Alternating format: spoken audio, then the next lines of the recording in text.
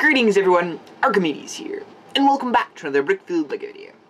And today, we're going to be looking, again, at one of my latest Mecha models, the Exosuit 2.0.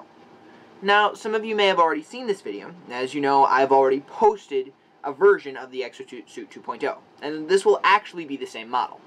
However, the video quality was very bad, and there's a lot of details in the model, so I decided I would reshoot it with my new camera. So, let's take another look, shall we? Ladies and gentlemen, this is the Exosuit.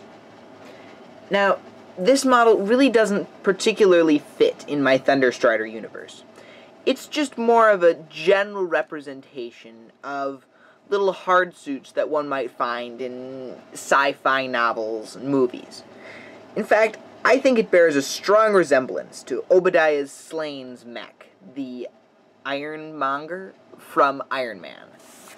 It's built as if it was a prototype, just pulled off of the assembly line to be used in battle. It has absolutely no armor whatsoever. All of its parts are exposed, and I rather like it. It has a good skeletal look to it. As you can see, it's armed with Iron Man-esque repulsors and a machine gun, and, of course, a big, heavy metal fist to smash things with. On its back is a rocket launcher or an EMP cannon. I'm not sure which one fits best with the model, so you can decide. On its back, and on its feet in particular, you can see these repulsors and rockets, which could be used to launch itself from rooftop to rooftop.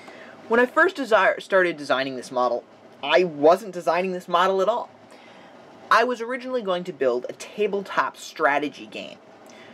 However, as I was building one of the pawns, I lost interest and got a little distracted. About 15 minutes later, I looked down and realized that I had assembled this basic frame of the exosuit you see in front of you. Now, earlier, I had attempted to make something similar like this, the first exosuit. And you can take a look at that dinky little model in the video for the Iron Hammer. Now, I wasn't really that proud of it. It had a very terrible range of motion and just really wasn't that great, so I didn't find it very valuable, and I kind of left off of the idea of making these little hard suits. But as I looked at the frame that was sitting in my hand, I realized that I had, completely by accident, solved some of the design problems I had in the previous model. It still wasn't quite good enough, though. So I started by improving the torso. The first thing I did was built the torso, and this was pretty much my greatest challenge. The first part was easy. I just built a few little sideways assemblies underneath to build the basic frame. However, as I began designing the greebling and the whole structure of the front of the chest, I didn't want a mech that was weak looking, and I wanted to give it a lot of musculature. So, I started by building this top frame here. Now, as you can see, these are simply droid arms, which I attached to a clip. I then attached them to two pistols, which I flipped in opposite directions. They provided a frame to hold the power core inside. That was actually an unintended feature, but it looks really cool. I then worked on the abs down here. I went through a lot of prototypes before I finally came up with this, using these handlebar pieces and clipping them with these really obscurely named pieces to the rest of the frame. It gave a nice rounded shape. I then popped on this big steering wheel out in front, which rounded out this basic frame, and it was pretty much done. Well, almost. I had one problem, and that was this. I had this big frame, like a T-shape, and there was nothing to fill the space in here. I tried using some plain old slopes, but it was kind of boring. So, in the end, what I did was, using a nozzle, I attached it to an Erling brick, attached that upside down to make this frame. It's sort of delicate, however, because of the way it's attached in there, even just by that one stud, friction holds it in place very well. It really rounds out the shape of the body very nicely. I then worked on the legs, which was my biggest challenge in my previous model.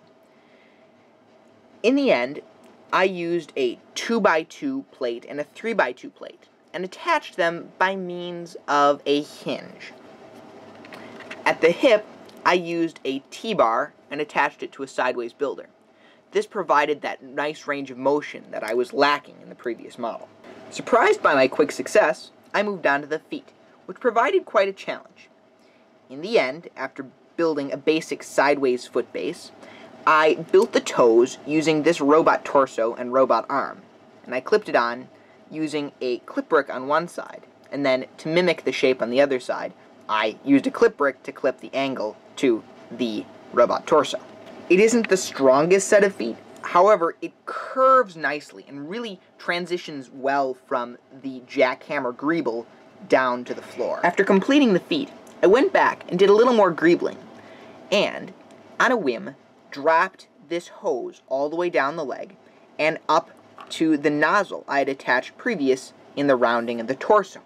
I really liked the look. Looked like, a repulsor or something. Hoses attached, I then moved on to the arms. Now, the arms were actually fairly simple.